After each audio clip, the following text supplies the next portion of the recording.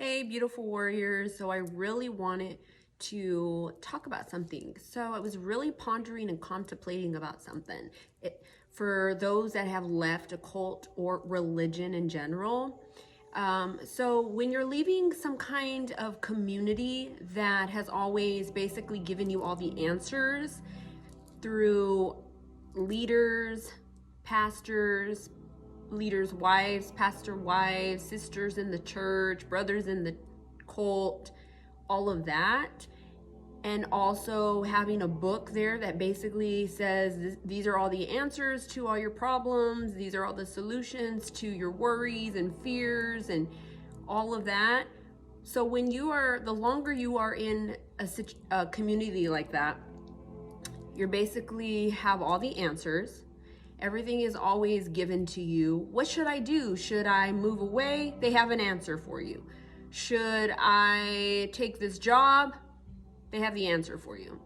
Should I, in some extreme cases as well, people are told if they can cut their hair, how they can dress, where they can go, all kinds of crazy stuff. So basically all the answers have been given to you, all the answers to your questions, solutions to your problems.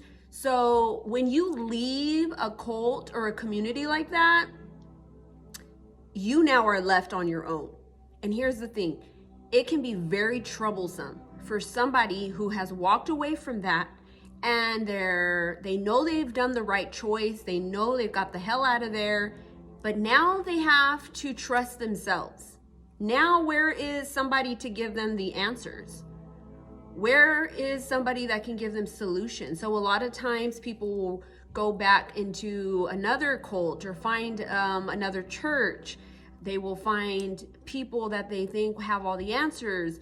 And a lot of that can sometimes not be good neither, because now you're trusting somebody else and you are the one that has your answers, has your solutions, you can answer your own questions. Now that doesn't mean you can't go to outside sources or outside help. Of course, all of that has balance, but I'm specifically talking about those that are so accustomed to having the answers, having somebody else give them the answers, having somebody else show them the way, having somebody else lead them, have somebody else. It's always an outside source that is guiding them, that's giving them the answers and the solutions. So now when they're left to themselves, they can't really think for themselves. Or they start having a lot of anxiety and panic attacks because now they feel that anything that they choose to do is wrong. It's not right. It can't be right because I don't have somebody else validating what I'm thinking or what I want to do. So you're so accustomed to having somebody validate you, or at least confirm, or at least give you some kind of advice, that you're not used to just being like, I'm gonna do this, or I'm gonna go there, or I trust myself. Basically, there's no trusting in yourself. There's not a lot of self-acceptance, and there's not a lot of self-love after leaving a community that was very psychologically, emotional, abusive.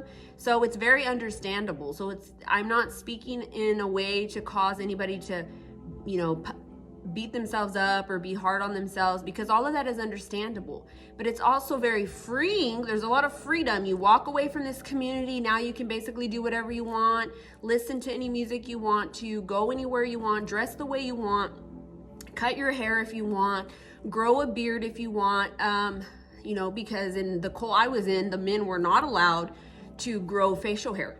So whatever the case is for your community that you have walked away from or escaped from, now there's so many questions. Now you don't have people giving you all the answers.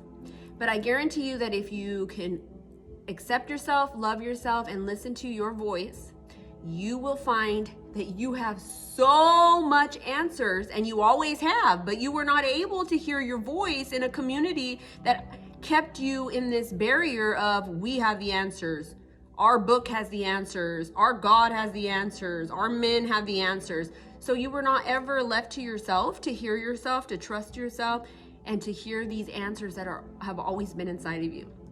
So for those that have evolved, for those that are healing and are now closer to the other side, you know exactly what I'm talking about.